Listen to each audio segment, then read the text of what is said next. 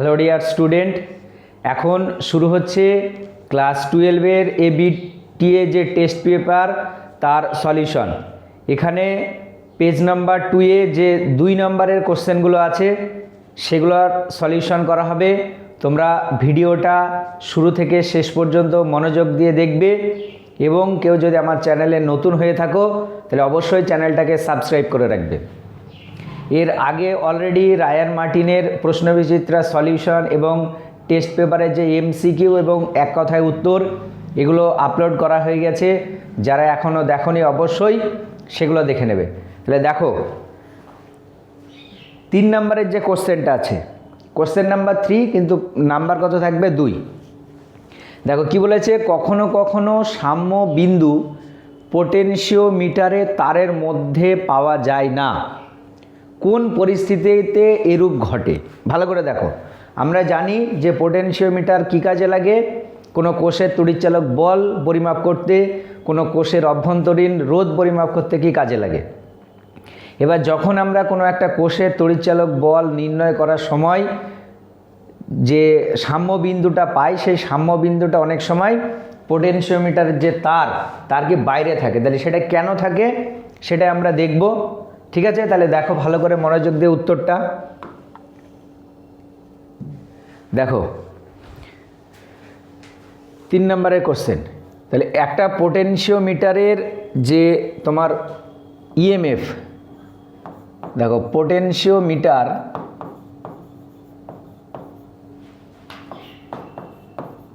তার যে ইএমএফ, সেই ইএমএফটাকে ধরে নিচ্ছি আমরা কি ই, আর পোটেনশিওমিটারের যে লেন্থ, সেই লেন্থ সেটা যদি এল হয়, আর যে কোষটার তড়িৎচালক বল আমরা মেজার করছি তাহলে সেই যে কোষ বা সেল, সেই সেলটা তড়িৎচালক বল বা বিভব সেটা হচ্ছে কি ভি। আর তুমি ধরে নাও যে লেন্থে তোমার সাম্য বিন্দুটা পাওয়া গিয়েছে সেই লেন্থটা হচ্ছে কত এল। দেখবে নিশ্চয়ই তোমরা এগুলো পড়েছো যে পোটেনশিওমিটারের সাহায্যে কিভাবে কোষের তড়িৎচালক বল মেজার করা হয়। তাহলে এই যে কোষটা তড়িৎচালক বল মেজার আমরা করছি, তখন ওই সাম্য বিন্দুটা আমরা ধরে নিচ্ছি, পেলাম কোন বিন্দুতে? এল বিন্দুতে। তাহলে যদি এল বিন্দু হয় তাহলে তখন দেখবে আমরা এর ম্যাথামেটিক্যাল ইকুয়েশন পেয়েছিলাম ভি বাই ই, এটা সমান ছিল স্মল এল বাই কত? ক্যাপিটাল এল। দেখো এলটা হচ্ছে কি সাম্য বিন্দুটার অবস্থান, আর এলটা হচ্ছে ক্যাপিটাল এলটা কি পোটেনশিওমিটারের তারের দৈর্ঘ্য। এবার দেখো এই যে প্রশ্ন, সেই প্রশ্নানুসারে স্মল এল এটা গ্রেটার দ্যান কি ক্যাপিটাল এল। তাহলে স্মল এল যদি ক্যাপিটাল এলের থেকে গ্রেটার দ্যান হয় তার মানে ডান দিকের রাশিটা কি 1-এর থেকে বড় হবে। তাহলে এখান থেকে আমরা লিখতে পারবো, তাহলে এটা হচ্ছে কি প্রশ্নানুসারে স্মল এল এটা গ্রেটার দ্যান কি ক্যাপিটাল এল। তাহলে তখন দেখো ভি বাই ই এটা গ্রেটার দ্যান 1 হবে, আর ভি বাই ই এটা গ্রেটার দ্যান যদি 1 হয় তাহলে তখন ভি গ্রেটার দ্যান কত? ই। অর্থাৎ কোনো একটা কোষের তড়িৎচালক বল নির্ণয় করার সময় সাম্য বিন্দুটা পোটেনশিওমিটার তারের বাইরে হবে যদি পরীক্ষাধীন কোষটা তড়িৎচালক বলের মান পোটেনশিওমিটারের তড়িৎচালক বল অপেক্ষা বেশি হয়। ভালো করে শোনে নাও, যদি পরীক্ষাধীন, তাহলে এইভাবে লিখবে যে কোনো কোষের তড়িৎচালক বল বা বিভব প্রভেদ নির্ণয় করার সময় সাম্য বিন্দুটা কখনো কখনো সাম্য বিন্দুটা পোটেনশিওমিটার তারের বাইরে পাওয়া যাবে যদি পরীক্ষাধীন কোষের তড়িৎচালক বলটা পোটেনশিওমিটারের কোষের তড়িৎচালক বল অপেক্ষা কী হয়? বেশি হয়। ঠিক আছে, তাহলে এটা হচ্ছে অ্যান্সার। এবার আমরা নেক্সট যে কোশ্চেন, সেই নেক্সট কোশ্চেনটাই চলে যাব। দেখো নেক্সট কোশ্চেনটা কি আছে। নেক্সট কোশ্চেন অথবা দিয়েছে, দেখাও যে ফিউজ তারের ক্ষেত্রে সর্বোচ্চ প্রবাহ মাত্রা I সমানুপাতিক R⁵/2, যেখানে R হলো তারের ব্যাসার্ধ। ঠিক আছে, ফিউজ তারের ক্ষেত্রে। তাহলে ফিউজ তারের ক্ষেত্রে আমাদেরকে এটা প্রমাণ করতে হবে কি I সমানুপাতিক R⁵ কত? 3/2। খুবই গুরুত্বপূর্ণ একটা কোশ্চেন এবং কনসেপ্টটা ভালো করে মনে রাখবে। এটা এমসিকিউতেও দিতে পারে, যে তোমাকে হয়তো বলে দিল একটা ফিউজ তার, সেই ফিউজ তারের ক্ষেত্রে প্রবাহ মাত্রার সঙ্গে ব্যাসার্ধের যে রিলেশন, সেই রিলেশনটা কি। তাহলে দেখো আমরা জানি 3 অথবার কোশ্চেন, তাই তো? দেখো আমরা জানি একটা তারের যে রোধ আর, এটা সমান কি হয়, রো ইন্টু এল বাই এ মানে আবার কি পাই আর স্কোয়ার। তাহলে এইভাবে লিখবে যে ধরি একটা ফিউজ তারের দৈর্ঘ্য এল এবং ব্যাসার্ধ আর হলে, স্মল আর হলে ক্যাপিটাল আর বা রোধ সমান এইটা, ঠিক আছে। এবার জুলের সূত্রানুসারে যে কোনো একটা ধরো ফিউজ তারের মধ্যে দিয়ে কারেন্ট যাচ্ছে, তাহলে জুলের সূত্রানুসারে ফিউজ তারে উৎপন্ন তাপ এইচ ইকুয়াল টু, দেখো লেখাগুলো তোমরা নিজের ভাষায় লিখবে, যে জুলের সূত্রানুসারে ফিউজ তারে উৎপন্ন তাপ, এটা লিখবে একক সময়ে, একক সময়ে, একক সময়ে উৎপন্ন তাপ। এমনি আমরা কি জানি formula, H equal to I square R T by J. এবার যেহেতু সময়টা 1, তাহলে এইচ ইকুয়াল টু দেখো আমরা এখান থেকে লিখতে পারো আই স্কোয়ার আর টি এর জায়গায় 1, তাহলে বাই জে হয়ে গেল। এবার দেখো এইচ সমান আই স্কোয়ার বাই জে থাকলো, আর আর এর জায়গায় রো ইন্টু এল বাই কত পাই আর স্কোয়ার হলো। এবার দেখো ফিউজ তারের মধ্য দিয়ে যখন কারেন্ট যাচ্ছে, ফিউজ তারটা গরম হবে, আর যদি ফিউজ তারটা গরম হয় তাহলে একটা নির্দিষ্ট সময় পরে, অর্থাৎ দেখো ফিউজ তার যদি হাইয়েস্ট পরিমাণে গরম হয়ে যায়, তারপর থেকে ওই যতটা গরম হবে মানে যতটা তাপ উৎপন্ন হবে, সেই টোটাল তাপটাই দেখো পরিবেশে কী হবে, বিকিরিত হবে। তোমরা ক্লাস 11-এ তাপ সঞ্চালন চ্যাপ্টারতে পড়েছো স্থির অবস্থা আর স্থির পূর্ব অবস্থা। যদি স্টেডি স্টেট বা স্থির অবস্থায় চলে আসে, যতটা তাপ উৎপন্ন হবে, ঠিক আছে, সেই তাপটা কী হবে, পরিবেশে চলে যাবে। এবার ফিউজ তারের যদি আমরা ক্ষেত্রফল দেখি, অ্যাকচুয়ালি পার্শ্বতল দিয়ে বেরোবে, তাহলে ফিউজ তারের পার্শ্বতলের যে ক্ষেত্রফল সেটা যদি এ হয়, তাহলে এ সমান দেখো আমরা লিখতে পারবো পাই 2 পাই আর এল, মানে ফিউজ তারের দৈর্ঘ্য যদি এল হয়, তার ব্যাসার্ধ যদি আর হয়, তাহলে ওর পার্শ্বতলের যে ক্ষেত্রফল সেটা আসবে 2 পাই আর এল। এবার তুমি ধরে নাও ফিউজ তারের একক সময়ে তাপ পরিবহনের হার, বা তাপ পরিবহন না, বিকিরণ, একক সময়ে তাপ বিকিরণের হার, এটা সমান কত, এইচ। দেখো একক সময়ে এইচ পরিমাণে তাপ সে বিকিরণ করছে একক ক্ষেত্রফলের মধ্যে দিয়ে, তাহলে এত ক্ষেত্রফলের মধ্য দিয়ে ফিউজ তারটা যে তাপটা বিকিরণ করবে, সেই তাপটাকে যদি আমরা এইচ ড্যাশ ধরে নিই, তাহলে এইচ ড্যাশ এটা সমান দেখো 2 পাই আর এল ইন্টু কত, এইচ হবে। এটা হচ্ছে একক সময়ে ওই এ ক্ষেত্রফলের মধ্য দিয়ে বিকিরিত তাপ। তাহলে দেখো এটা হচ্ছে উৎপন্ন তাপ আর এটা হচ্ছে বিকিরিত তাপ। তাহলে উৎপন্ন তাপ আর বিকিরিত তাপ যদি সমান হয়, তাহলে তখন দেখো ফিউজ তারটার মধ্য দিয়ে ওটাই কি ম্যাক্সিমাম পরিমাণে তোমার কারেন্ট যেতে পারবে। কারেন্টের ভ্যালু যদি ওর থেকে বেশি হয়, তাহলে দেখো তাপ উৎপন্ন বেশি হবে, কিন্তু ফিউজ তার ম্যাক্সিমাম তাপ বিকিরণ করতে কতটা পারবে, এতটা। তাহলে এতটা বিকিরণ করতে পারছে, তাহলে এতটাই যদি উৎপন্ন হয়, তবেই ফিউজ তারটা গলবে না, নিরাপদে ওই কারেন্টটাকে কী করতে পারবে, কন্ডাক্ট করতে পারবে। যদি কারেন্টের ভ্যালুটা ওর থেকে বেশি হয়, তাহলে হিট প্রডিউস যেটা সেটা বেশি আর বিকিরিত তাপের পরিমাণটা কি কম, তাহলে তখন ফিউজ তারটা কি গলে যাবে। তাহলে এটাই হচ্ছে দেখো আইটাই, মানে এই এইচ আর এইচ ড্যাশের ভ্যালুটা যদি সমান হয়, তাহলে তখন আইটাই হবে কি, ওই ফিউজ তারের মধ্য দিয়ে প্রবাহিত ম্যাক্সিমাম কারেন্ট। তাহলে এই দুটোকে কি আমরা সমান করে দেবো। তাহলে এখান থেকে দেখো I square by J into rho into L by কত পাই আর স্কোয়ার, এটা সমান 2 পাই আর এল ইন্টু এইচ। এল দেখো কেটে যাবে, তাহলে এখান থেকে যদি আমরা আই স্কোয়ার ক্যালকুলেশন করি, তাহলে এখানে দেখো এই পাই, আচ্ছা 2, এটা পাই স্কোয়ার হয়ে গেল, আর এখানে দেখো জেটা চলে গেল, এইচটা থাকলো, আর আর স্কোয়ার আর এখানে আর, এটা আর কিউব আর নিচে চলে গেল কি রো। এবার দেখো টোটাল এটা যদি ধ্রুবক হয় তাহলে এখান থেকে আমরা এটা লিখতে পারবো আই স্কোয়ার সমানুপাতিক আর কিউব, বা এখান থেকে দেখো লেখা যাবে আই সমানুপাতিক আর টু দি পাওয়ারে কত 3/2। আমাদেরকে কিন্তু এটাই প্রমাণ করতে দিয়েছে, যদিও এটার অ্যান্সারটা অনেকটাই বড় 2 নম্বরের কোশ্চেনের জন্যে, তবুও লিখে লিখে করতে হবে। আমরা জানি ফিউজ তারের ক্ষেত্রে তোমার যে রোধ বা তার মধ্য দিয়ে উৎপন্ন তাপ এইভাবে করে লিখতে হবে, লিখে তারপরে ক্যালকুলেশন করে এটা তোমাকে প্রমাণ করতে হবে।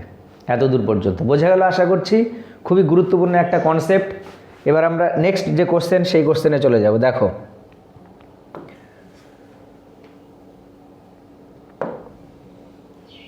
নেক্সট যে কোশ্চেনটা আছে কি বলেছে,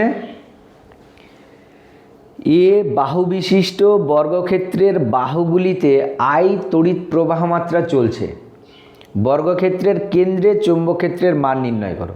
তাহলে এ বাহু বিশিষ্ট একটা বর্গক্ষেত্র, প্রত্যেকটা বাহুতে কতটা কারেন্ট যাচ্ছে আই, তাহলে তাদের কর্ণ দুটো ছেদবিন্দু বা বর্গক্ষেত্রের যে কেন্দ্রবিন্দু সেখানে কি করব আমরা ম্যাগনেটিক ফিল্ড বা চৌম্বকক্ষেত্র ক্যালকুলেশন করব। দেখো তাহলে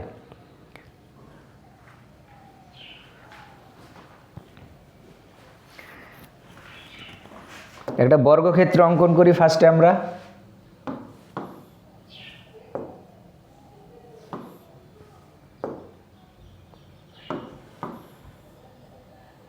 দেখো এটা একটা বর্গক্ষেত্র।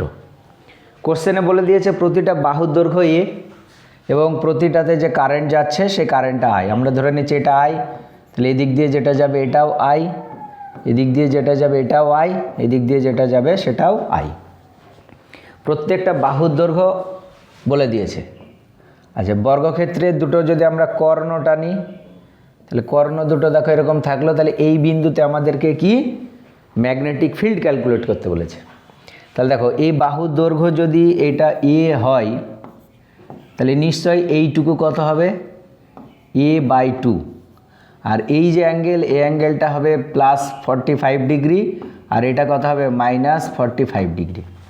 আমরা বায়ো-সাভার্ট ল দেখেছি যে বায়ো-সাভার্ট ল অনুসারে, আচ্ছা এটা কোশ্চেন নাম্বার হচ্ছে 4, বায়ো-সাভার্ট লটা ছিল এটা যে B = μ0/4π I/r ইন্টু এখানে দেখবে ছিল sin θ1 + sin θ2। আমরা পেয়েছিলাম যে একটা দীর্ঘ ঋজু পরিবাহী তারের মধ্য দিয়ে যদি I পরিমাণে কারেন্ট যায় তাহলে তারটা থেকে r দূরত্বে ম্যাগনেটিক ফিল্ডের যে ম্যাথমেটিক্যাল ইকুয়েশন এটা ছিল, তাই তো। এবার এই যে কোশ্চেন সেই কোশ্চেন অনুসারে বা এই যে চিত্র সেই চিত্র অনুসারে দেখো θ1 এর জায়গায় কত একটা 45 ডিগ্রি, θ2 জায়গায়ও কত 45 ডিগ্রি, আর ডিস্টেন্স আর এর জায়গায় কত a/2, আর কারেন্টের ভ্যালু ক্যাপিটাল আই এর জায়গায় স্মল আই বলে দিয়েছে।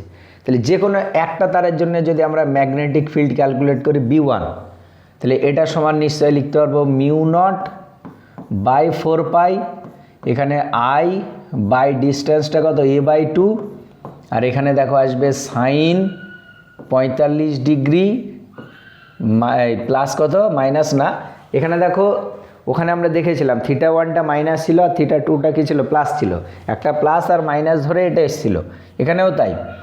তাহলে এটা দেখো সাইন কত 45 ডিগ্রি হয়ে গেল।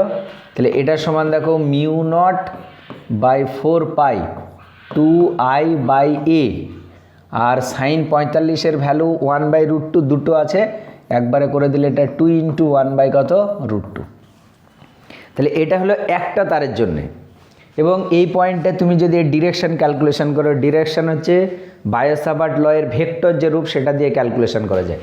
যে ডিরেকশনে কারেন্ট যাচ্ছে সেই ডিরেকশন থেকে ওই দূরত্বের দিকে 4টে আঙুলকে ঘোরালে বুড়ো আঙুল যেই দিকে থাকে সেই দিকে হয় কি ম্যাগনেটিক ফিল্ডের ডিরেকশন। তাহলে কারেন্ট যদি এই দিকে যায় তাহলে ম্যাগনেটিক ফিল্ডের ডিরেকশন তলের রেসপেক্টের নিচের দিকে, ওই জন্যে কি ক্রস। তুমি যদি এটার জন্য ক্যালকুলেশন করো ম্যাগনেটিক ফিল্ডের ভ্যালু সেম থাকবে, এবং এর তুমি যদি ডিরেকশনটা দেখো নিচের দিকে, এর জন্যেও নিচের দিকে, প্রত্যেকটার জন্যে ম্যাগনেটিক ফিল্ডের ভ্যালু সেম হবে এবং তাদের ডিরেকশনও কী হবে সেম হবে। তাহলে ওই টোটাল যদি আমরা ম্যাগনেটিক ফিল্ড ইন্টেন্সিটি বা ম্যাগনেটিক ফিল্ড ক্যালকুলেট করি, তাহলে টোটাল ম্যাগনেটিক ফিল্ড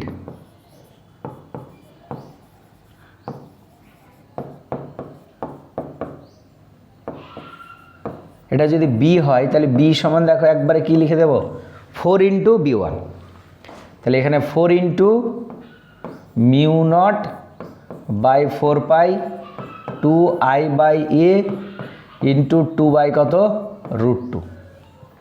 ঠিক আছে, এখানে ডিরেকশনটা, এবার যদি কারেন্ট কেউ উল্টো দিকে ধরে তাহলে তার ক্ষেত্রে ডিরেকশনটা হবে নিচের দিকে।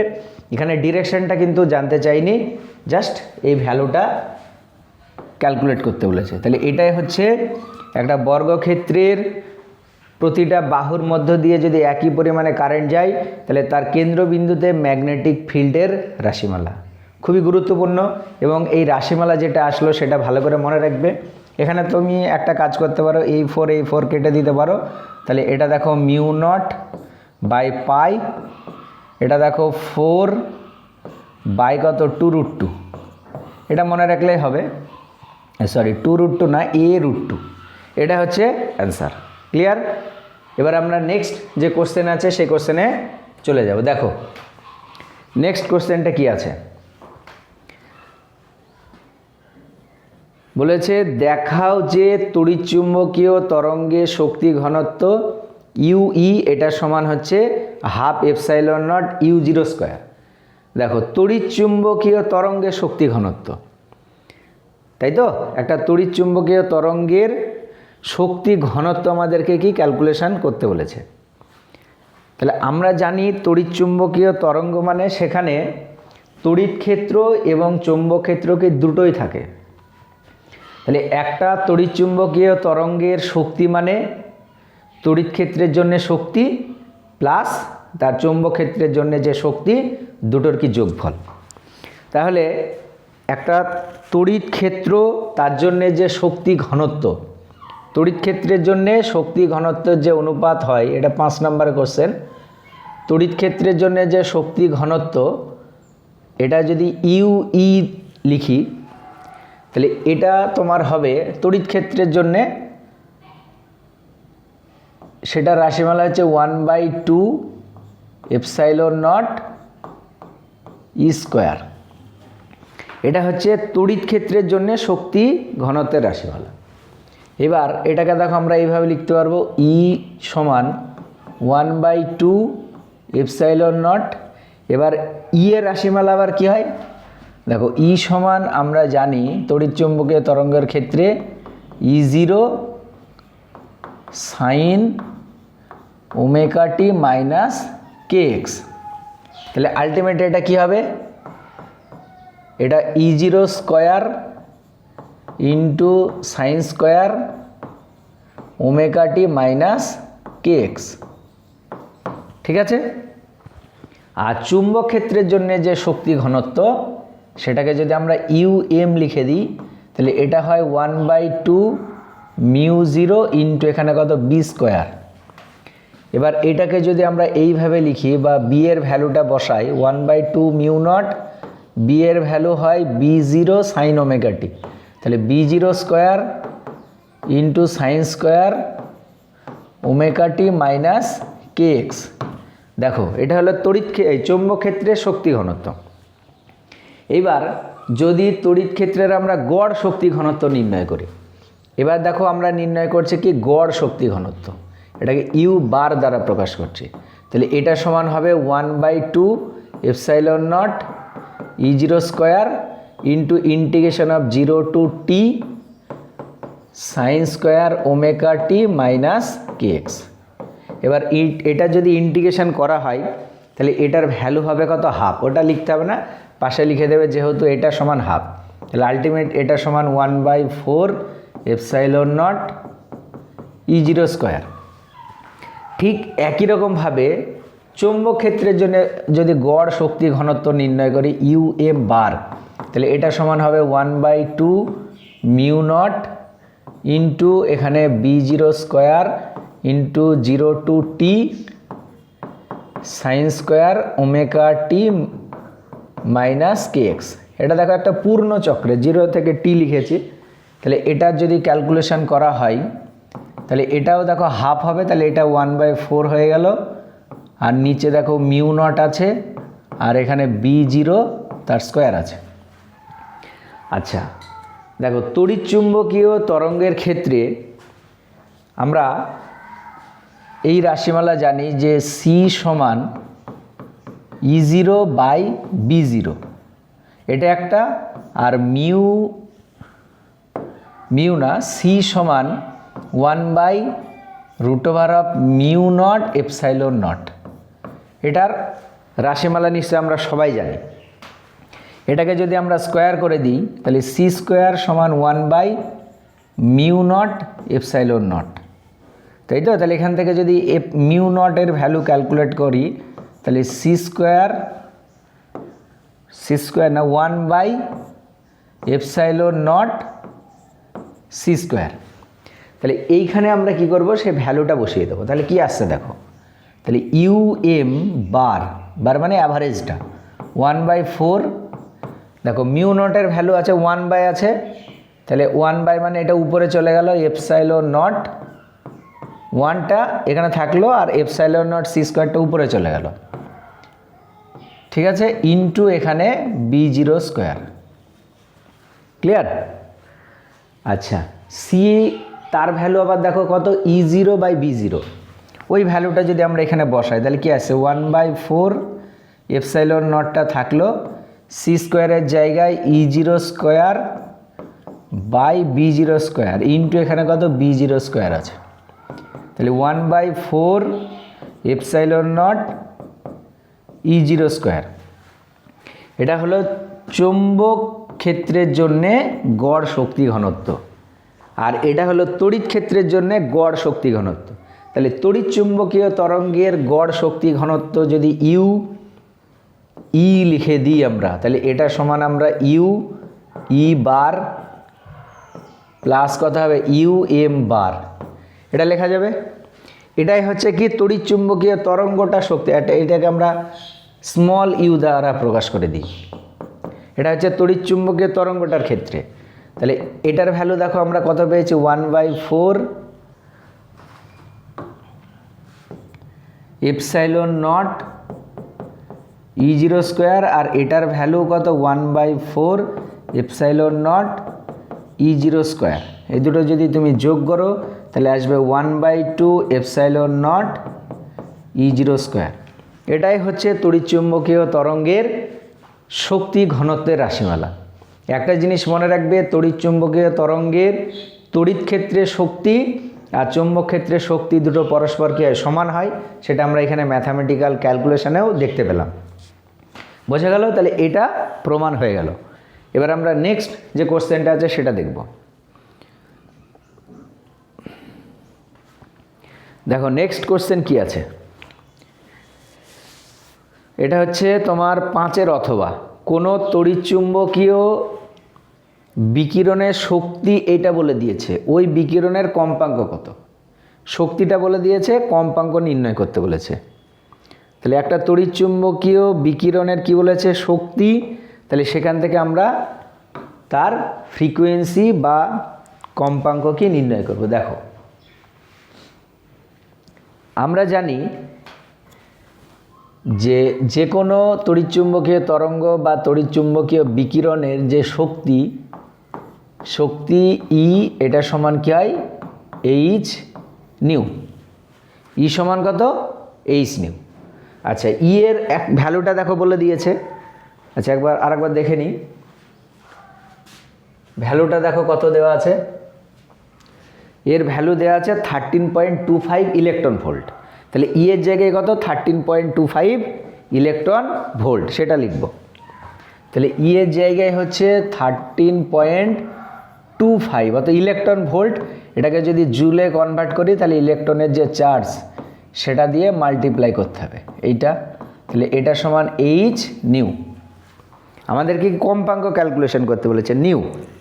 তাহলে দেখো এই কোশ্চেনটার অ্যান্সারটা কিন্তু সোজা, মানে সহজে হয়ে যাবে। আগেরটাই তড়িৎচুম্বকীয় তরঙ্গের শক্তি ঘনত্ব ক্যালকুলেট করতে বলেছে, ওটা কতটা লিখতে হচ্ছে, কিন্তু এই অঙ্কটা যদি তুমি করো পরীক্ষাতে কোশ্চেন ঠিকঠাক সিলেক্ট করবে, যেটাতে তোমার কম সময় লাগবে এবং সলিড নাম্বার পাওয়া যাবে। দেখো বাই এইচ হবে, এইচের ভ্যালু হচ্ছে 6.626 ইন্টু 10⁻⁻34। এইচটাকে প্ল্যাঙ্কের ধ্রুবক। বোঝা গেল? তাহলে এখানে দেখো কত সহজে এই কোশ্চেনটার অ্যান্সার কিন্তু করা যাচ্ছে, আর ওটাতে কতগুলো লিখতে হচ্ছিল। ওই জন্য পরীক্ষায় যদি এরকম অথবা থাকে তাহলে যেটাতে কম লিখতে হবে এবং সলিড মার্কস পাওয়া যাবে সেটা কিন্তু লিখবে। তাহলে এটা দেখো ক্যালকুলেটারে বসিয়ে দিলেই তোমার কিন্তু অ্যান্সার চলে আসবে, এবং অ্যান্সার যেটা আসবে সেটা কি হার্জ এককে। তাহলে এখানে এই যে ফর্মুলা, এই ফর্মুলাটা ভালো করে মনে রাখবে, এটা তোমরা ক্যালকুলেটারে নিজেরা বসাও, দিয়ে ক্যালকুলেশনটা করো। আমার কাছে সায়েন্টিফিক ক্যালকুলেটর নেই, আশা করছি তোমাদের সবার কাছে ক্যালকুলেটর আছে, ক্যালকুলেটরে বসাও, দেখো চলে আসবে। এবার নেক্সট যে কোশ্চেনটা আছে দেখো,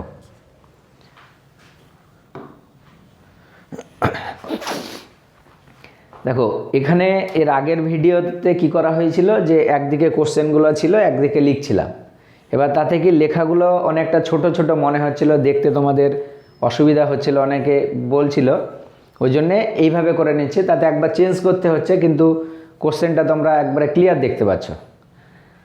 আচ্ছা, এরপরে যে কোশ্চেনটা আছে দেখো 6 নম্বরে, এক্স রশ্মি যন্ত্রে ক্যাথোড ও অ্যানোডের মধ্যে বিভব পার্থক্য 50,000 ভোল্ট হলে ওই যন্ত্র থেকে নির্গত এক্স রশ্মির সর্বনিম্ন তরঙ্গদৈর্ঘ্য কত হবে? ঠিক আছে, দেখো তাহলে এখানে বিভব পার্থক্যটা কত বলে দিয়েছে, 50,000 ভোল্ট। তাহলে যেটা দিয়ে দিয়েছে সেটা আগে লিখছি, বিভব মানে ভি। 6 নম্বরে কোশ্চেন দেখো, তাহলে বিভব ভি এটা সমান হচ্ছে 50,000 ভোল্ট, আর এক্স রশ্মির কি ক্যালকুলেট করতে বলেছে, সর্বনিম্ন তরঙ্গ দৈর্ঘ্য। দেখো এক্স রশ্মি কীভাবে তৈরি হয়, যে একটা ধাতব পাত, সেখানে যদি ইলেকট্রন এসে পড়ে তাহলে সেই ধাতব পাত থেকে কি ফোটন বা এক্স রশ্মি কি নির্গত হয়। তাহলে ওই যে ইলেকট্রনটা দেখো একটা নির্দিষ্ট বিভব পার্থক্যের মধ্য দিয়ে যদি গতিশীল হয়, তাহলে ইলেকট্রনের যে গতিশক্তি সেটা আমরা কি জানি, ই ইন্টু ও যে বিভব পার্থক্যের মধ্য দিয়ে যাচ্ছে সেইটা। এবার ওই ইলেকট্রনের টোটাল এনার্জিটা যদি ধরো ফোটনে কনভার্ট হয়ে যায়, তাহলে ওখান থেকে যে ফোটন বা এক্স রশ্মি যেটা নির্গত হবে তার যে ওয়েভলেন্থ সেটা কী হবে, মিনিমাম হবে। তাহলে দেখো ফোটন ইলেকট্রনের যে শক্তি সেটা কত, ইভি, এটার সমান কি এইচ।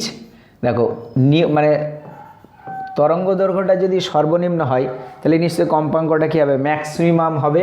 তাহলে এখান থেকে দেখো ইভি এটা সমান এইচ, নিউ মানে আবার দেখো কত হয়, সি বাই ল্যামডা। তাহলে কম্পাঙ্ক ম্যাক্সিমাম মানে তরঙ্গ দৈর্ঘ্যটা কী হবে, মিনিমাম হবে, ল্যামডা মিন। তাহলে এখান থেকে দেখো ল্যামডা মিন এটা সমান যদি আমরা ক্যালকুলেট করি তাহলে এইচ সি বাই কত, ইভি। এইচের ভ্যালু 6.626 ইন্টু 10⁻⁻34, সি এর ভ্যালু হচ্ছে 3 ইন্টু 10⁸, আর ই এর ভ্যালু হচ্ছে 1.6 ইন্টু 10⁻⁻19, আর ভি এর ভ্যালু দিয়েছে 50,000। তাহলে এখান থেকে আমরা ল্যামডা মিনিমামের যে ভ্যালু সেটা কিন্তু পেয়ে যাব। বোঝা গেল? ক্যালকুলেটারে বসাও, তাহলে দেখো চলে আসবে। আচ্ছা, নেক্সট যে কোশ্চেনটা আছে 6 অথবা, এবার আমরা সেটাই চলে যাব।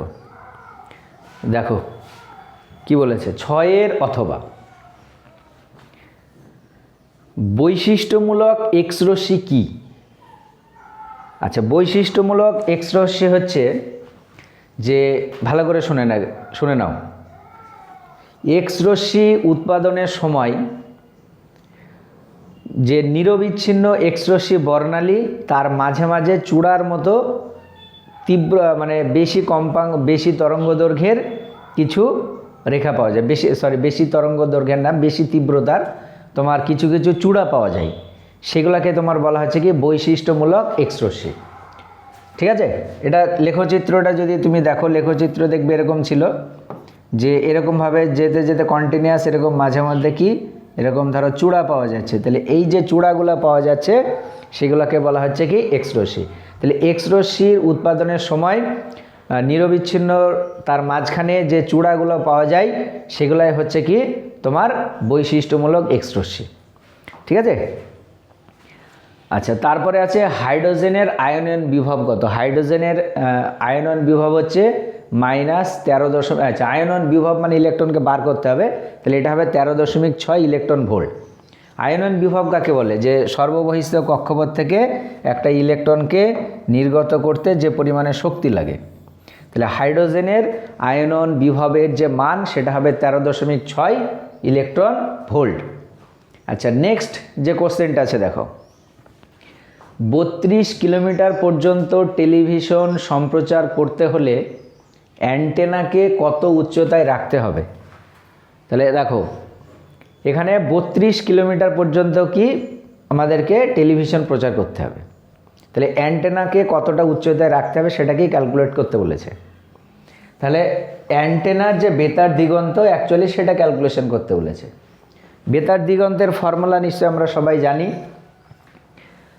দেখো তাহলে বেতার দিগন্ত সেটা যদি স্মল ডি হয় অ্যান্টেনার, দুটো আছে, একটা হচ্ছে গ্রাহক অ্যান্টেনা হয়, একটা প্রেরক অ্যান্টেনা হয়। তাহলে সেই ডি এটা সমান দেখবে ফর্মুলা ছিল √2r × h, এটা যে ফর্মুলা।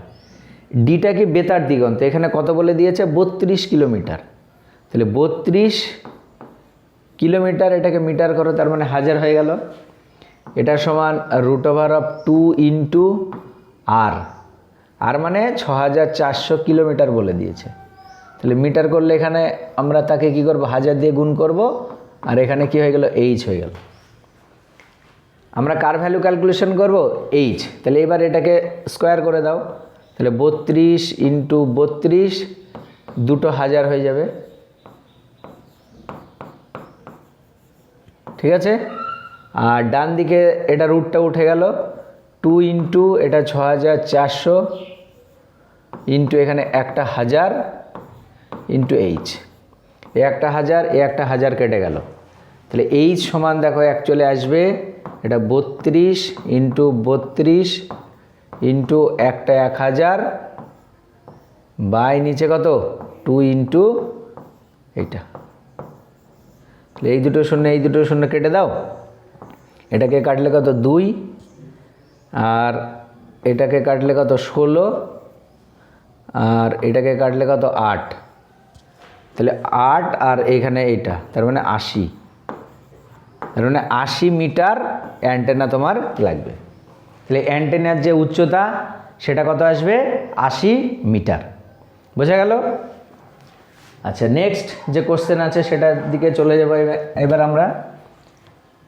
আচ্ছা, 2 নম্বরের এটাই হচ্ছে লাস্ট কোশ্চেন, এরপরে দেখো আর নেই। তাহলে 2 নম্বরেরগুলো হয়ে গেল, আজকে এখানেই থাক। নেক্সট যে ভিডিও সেখানে 3 নম্বরের যে কোশ্চেনগুলো আছে সেগুলোকে করিয়ে দেব। যদি ভিডিওটা ভালো লেগে থাকে তাহলে অবশ্যই চ্যানেলটাকে সাবস্ক্রাইব করে রাখবে এবং ভিডিওটা একটা লাইক করবে, ঠিক আছে। আর যারা এখনও রায়ান মার্টিনের যে কোশ্চেন ব্যাংকের সলিউশনের ভিডিওগুলো দেখোনি অবশ্যই দেখবে। আর ম্যাক্সিমাম চ্যাপ্টারে থিওরি ক্লাস কমপ্লিট করে দেওয়া আছে, তোমরা অবশ্যই একটা একটা করে থিওরির ক্লাসগুলো ভালো করে দেখো। দেখো আগে তোমাকে থিওরি ভালো করে পড়তে হবে, পড়ার পরে তারপরে এই টেস্ট পেপার বা রায়ান মার্টিনের যে কোশ্চেন ব্যাংক সেগুলো সলিউশনের দিকে মন দিতে হবে।